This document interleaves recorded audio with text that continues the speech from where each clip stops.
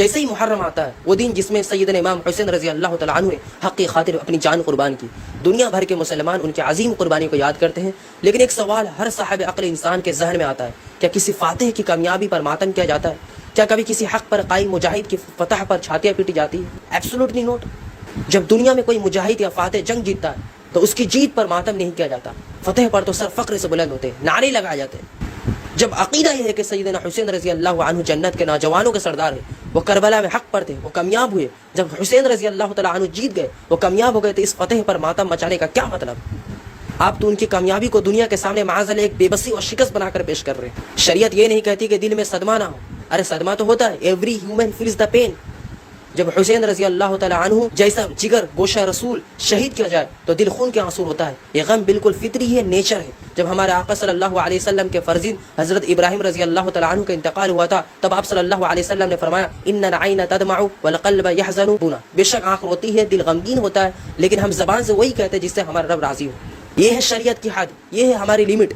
دل میں صدمہ ہو، آنکھ میں آنسو ہو، لیکن زبان پر کوئی شکوہ نہ ہو اور بدن پر کوئی خراش نہ ہو، اور جو اس حد کو پار کر کے جاہلیت کے کام کرے، اس کے بارے میں کائنات کے امام صلی اللہ علیہ وسلم کا فرمان ہے لیس منا من ضرب الخدود وشق الجیوب ودعا بدعوى الجاہلیہ، وہ شخص ہم میں سے نہیں جس نے گال پیٹے، گریبان چاک کیا اور جاہلیت کی پکار لگائی۔ آپ یہ کہتے ہیں کہ آپ کو حسین رضی اللہ تعالیٰ عنہ کا غم ہے، اگر سچی محبت ہے تو حسین رضی اللہ عنہ کی طرح نماز فجر کے لیے اپنے بستر کیوں نہیں چھوڑتے؟ If you truly love him for his character, his passions, his worship and his sacrifice، آپ ذرا سوچے تو صحیح، جب جنگ وحد میں حضور صلی اللہ علیہ وسلم کے پیارے چچا سیدنا حمزہ رضی اللہ تعالیٰ عنہ کو شہید کیا گیا، ان کے جسم کے ساتھ انتہائی ظلم کیا گیا، وہ امت کے لیے بہت بڑا صدمہ تھا، لیکن کہ اللہ کے رسول صلی اللہ علیہ وسلم نے صحابہ رضی اللہ تعالیٰ عنہ کو ماتم مچانے کا حکم دیا کہ آپ صلی اللہ علیہ وسلم نے فرمایا گلیوں میں نکل جاؤ، اپنے آپ کو زخمی کرو یا اپنے جسموں کو نقصان پہنچاؤ؟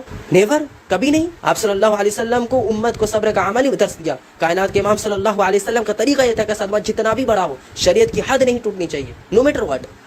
اگر شریعت میں ان کاموں کی گنجائش ہوتی تو رسول اللہ صلی اللہ علیہ وسلم اپنے محبوب چچا کے لیے سب سے پہلے ایسا کرتے۔ جب انہوں نے نہیں کیا تو پھر ہم کس بنیاد پر شریعت سے آگے بڑھے؟ خود سیدنا حسین رضی اللہ تعالی عنہ نے اپنی بہن حضرت زینب رضی اللہ تعالی عنہ سے فرمایا یا اخیت انی اقسم علیکی لا تشقی علی جیبا ولا تخمشی علی وجہا، اے میری بہن میں تمہیں قسم دیتا ہوں میرے بعد گریبان چاک نہ کرنا اور چہرے نہ نوچنا۔ اگر اسلام کا پیغام دنیا تک پہنچانا ہے تو حسین رضی اللہ تعالیٰ عنہ کا صبر دکھائیے، ان کا تقوی دکھائیے، ان کی حق پر استقامت دکھائیے۔ اسلام انسانیت کو زندگی دینے کا نام ہے،